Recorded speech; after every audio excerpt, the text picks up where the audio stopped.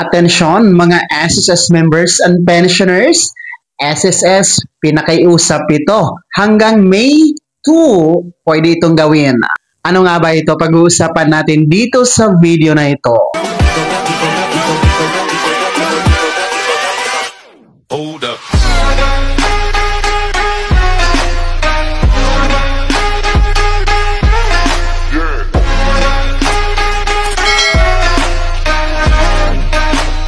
Hello mga ka-vlogs! Welcome dito sa aking YouTube channel. Magandang araw po sa lahat ng mga manonood. Saan po kayong dako sa mundo? Kumusta mga ka-vlogs?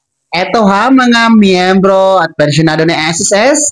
Hanggang May 2 po, pinakaiusap ito ng SSS na gawin po natin. Mamaya-maya, atin yung tatalakayin. Pero bago ang lahat, kung bago ka pa lang dito sa aking YouTube channel o di kaya hindi ka pa nakasubscribe, abay click nyo muna ating subscribe button na nasa baba.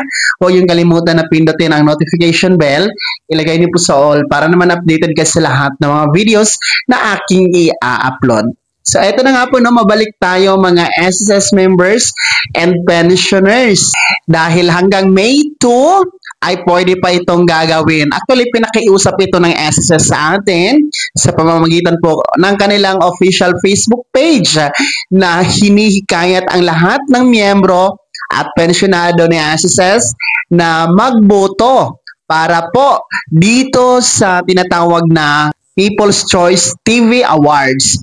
So, under po ito sa Asia Pacific TV Awards. So, ang SSS po kasi ay isa sa pinagpipilian or finalist po, nominado sa People's Choice TV Awards, no? Para ngayong taon 2025. Actually, dalawang kategorya po ang paglalabanan ni SSS at dalawang kategorya nga po ang pagiging kwalipikado nito na yun po ang ating pagbubutuhan mga ka-vlogs. So una ay ang SSS Off-Site E-Center kung saan ito nga po yung Innovation in Government. Pangalawa ay ang 2024 Calamity Loan Assistance Programs na ito po ay Social Impact Companies. So, bali, dalawang awards po ito mga ka-vlogs. Kaya nga po, humihingi po ng tulong at pinakiusap po ng SSS sa ating lahat na magboto po para manalo dito sa dalawang kategorya na ito at para mas kililanin po ang kontribusyon at benepisyo na meron ang SSS sa mga kategory na ito. So, paano nga ba bumoto? Pwede nyo pong i-scan ang QR codes na nasa screen nyo po. Pwede nyo yung screenshot para ma-save. No, pwede nyo yung i-scan and then makapagboto na po kayo. Dadalhin kayo doon sa voting portal mga ka-vlogs. So, paalala lamang po, maaari lamang tayong bumoto ng isang beses within 24 hours. No? Ibig sabihin, isang device pwedeng bumoto within 24 hours. So, kung marami kayong device, may cellphone, may laptop, mas mabuti yon mga ka-vlogs. No? Until May 2 po yan, 2025, pwede nating butuhin po ang SSS dito sa People's Choice TV Awards under po sa Asia Pacific TV Awards mga ka-vlogs. So, take note ha, kung tayo ay boboto, antayin po yung magpa-flash sa screen yung thank you para po yan sa confirmation. Mga miyembro at pensyonado.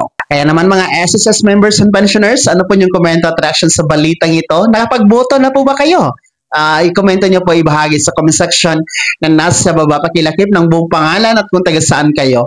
Bago ako magtapos sa video na to, kung gusto nyo pong sumuporta sa aking YouTube channel, maaari nyo pong i-click ang ating super thanks button na nasa baba.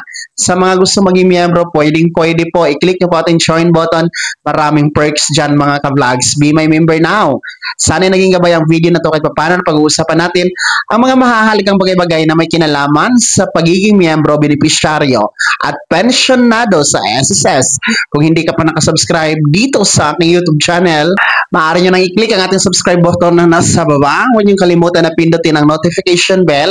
Ilagay nyo po sa all para naman updated ka sa lahat lahat ng mga videos na aking i-upload. Maaari nyo din i-like ang video na to at kung meron ko pang mga katanungan, maaari nyo i-komento sa comment section na nasa baba. Paki-follow na din po ang aking official Facebook page na nasa screen nyo. Muli po ako si Daniel Timpawan na nagsasabing dito sa aking YouTube channel, Pawang Katotohanan at lahat totoo lamang.